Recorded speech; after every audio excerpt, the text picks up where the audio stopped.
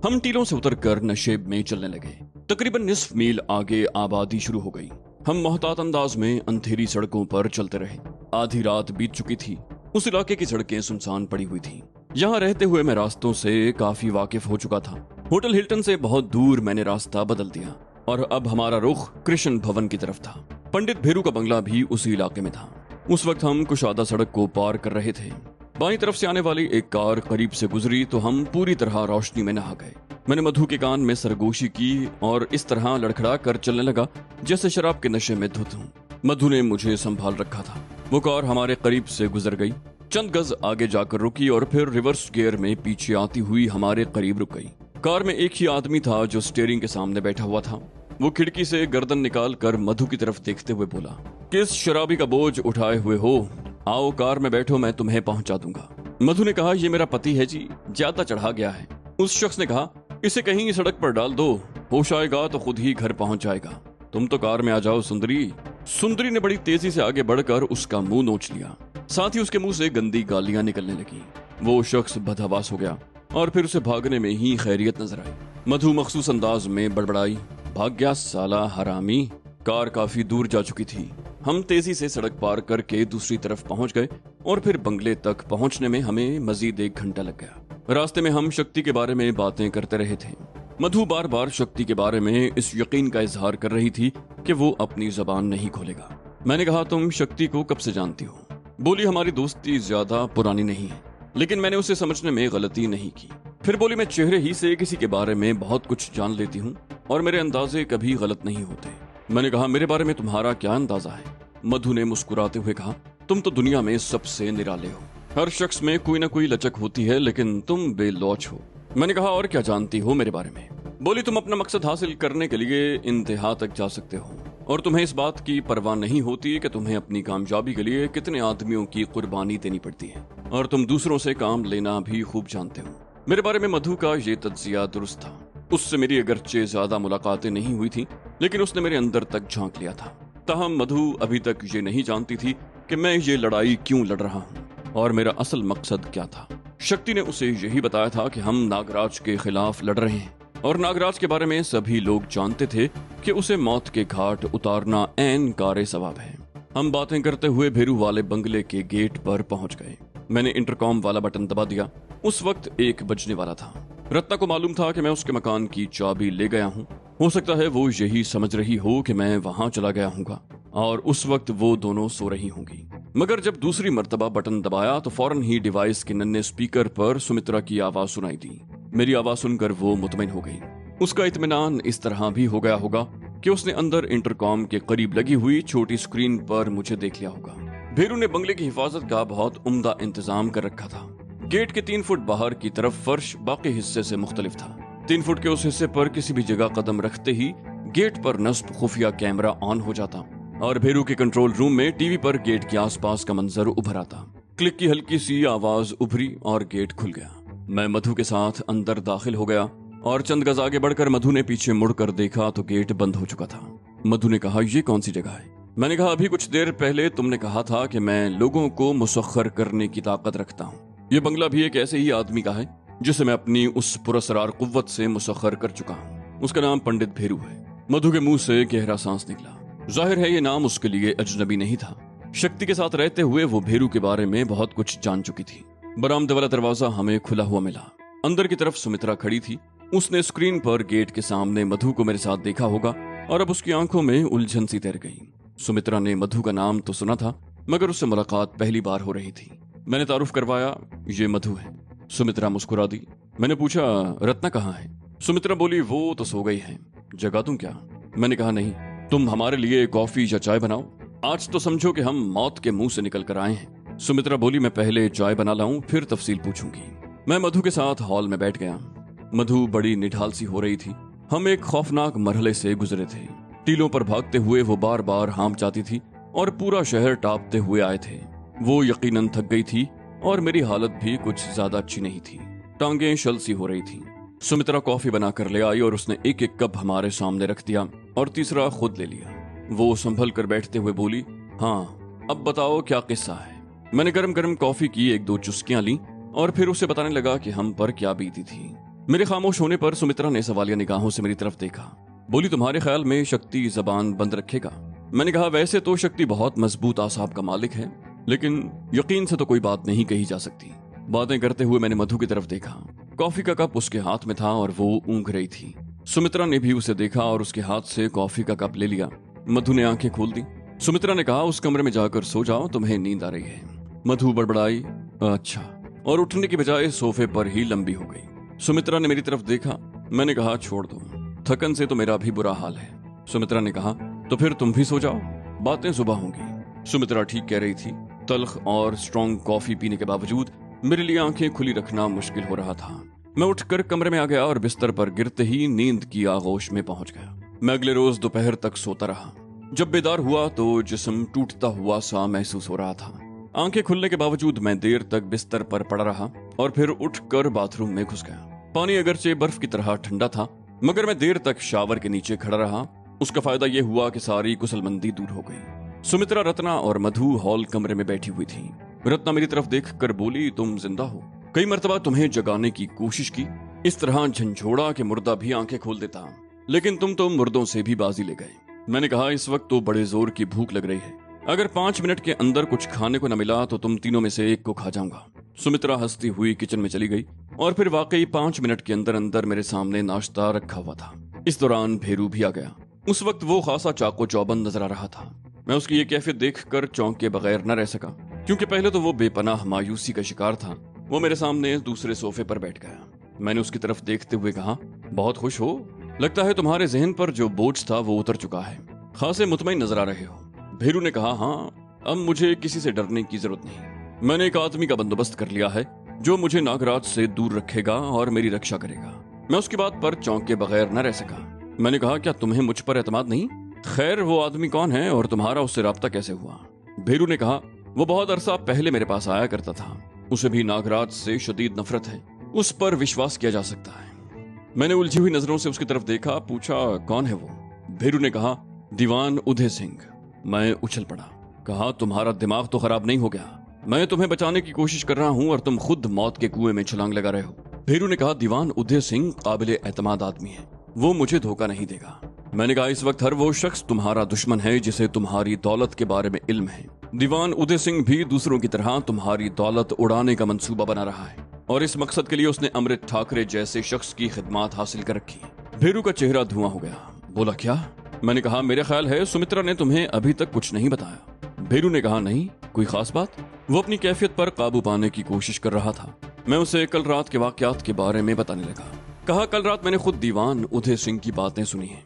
वो न सिर्फ रजनी नामी किसी लड़की के जरिए नागराज के करीब पहुंचने की कोशिश कर रहा है, बल्कि उसका मंसूबा यह है कि ठाकरे के जरिए तुम पर काबू पा ले और फिर ठाकरे को भी मौत के घाट उतार दिया जाए। लेकिन लगता है अब उसे किसी की मदद की जरूरत नहीं पड़ेगी।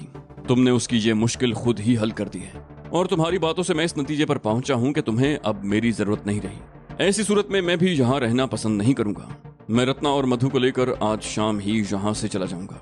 भेरू ने ठोस लहजे में कहा, तुम नहीं जा सकते यहाँ से। उसके चेहरे के तासुरात एकदम बदल गए। बोला, एक तुम ही तो हो जिस पर मैं आंखें बंद करके विश्वास कर सकता हूँ। तुम न होते तो नागराज अब तक मुझे ठिकाने लगा चुका होता। मेरी ही अकल पर पत्थर पड़ गए थे, मगर इसका मतलब ये हरगिज नहीं है कि मैं तुम पर विश्वास नहीं करता।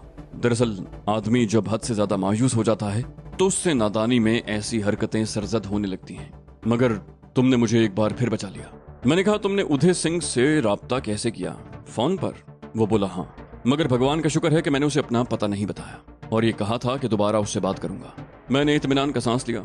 मैं दरअसल यही जानना चाहता था कि उसने उदय सिंह को यहाँ आने की दावत तो नहीं दे दी। भेरू ने सवालिया निगाहों से मेरी तरफ देखा। बोला, मगर तुम दीवान तक कैसे पहुंचे?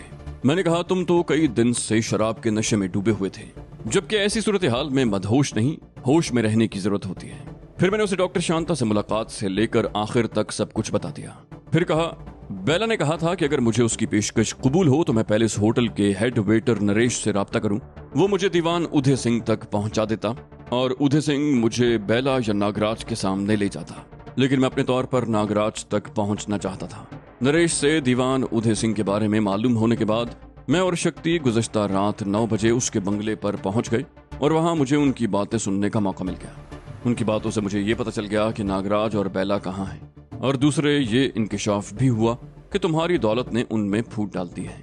नागराज से उनकी वफादारियां मशकूक हो चुकी हैं। हर शख्स तुम्हारी दौलत हासिल करना चाहता है और इसके लिए वो नागराज जैसे शख्स को भी धोखा देने को तैयार है। भेरू ने पूछा, बेला और नागराज कहाँ हैं? मैंने कहा, राना पैलेस में। कल रात मैं, मधु और शक्ति उस तरफ जा रहे थे कि रास्ते में पुलिस से टकराव हो गया। मैं और मधु तो बच निकले, मगर शक्ति पुलिस के हाथों में चला गया। मुझे उसकी बहुत फिक्र है। भेरू की आंखों में चमक सी उभरी। बोला, राना पैलेस? ये ठाकुर शमशेर सिंह का महल है, लेकिन वो खुद आजकल यहाँ नहीं है। बेला और नागराज ने छुपने के लिए बेहतरीन जगह तलाश की है। राना पैलेस में किसी अजनबी का दाखिला आसान नहीं। मैंने कहा, लेकिन मैं आज रात वहां जाऊंगा। भेरू ने मुझे घूरा। तुम्हारा दिमाग तो खराब नहीं हो गया? मैंने कहा, बस यही समझ लो। नागराज को अब मैं ज्यादा मोहलत नहीं देना चाहता। अगर वो अपने मकसद में कामयाब हो गया तो मेरी सारी मेहनत रायगां जाएगी। भेरू ने कहा, सोच लो, राना पैलेस बहुत खतरनाक जगह है। अव्वल तो किसी अजनबी के लिए वहां दाखिल होना ही मुमकिन नहीं। अगर वो दाखिल हो भी जाए तो जिंदा वापस नहीं आ सकता। मैंने कहा, मैं वहां जाऊंगा और जिंदा वापस आऊंगा। भेरू ने गहरा सांस लेते हुए कहा, तो ठीक है, मैं भगवान से प्रार्थना करूंगा कि वो तुम्हारी रक्षा करे, मगर भगवान हर जगह तो नहीं होता, इसलिए। मैंने कहा, मैं तुम्हारे भगवान के भरोसे पर नहीं, अल्लाह के भरोसे पर जाऊंगा। भेरू कुछ कहने की बजाय गहरा सांस लेकर रह गया। फिर मैंने ही बात जारी रखते हुए कहा, कल रात हम राना पैलेस ही की तरफ जा रहे थे कि रास्ते में पुलिस की वजह से गड़बड़ हो गई। मुझे जरा उसकी लोकेशन समझा दो। उम्मीद भवन से किस तरफ जाना है?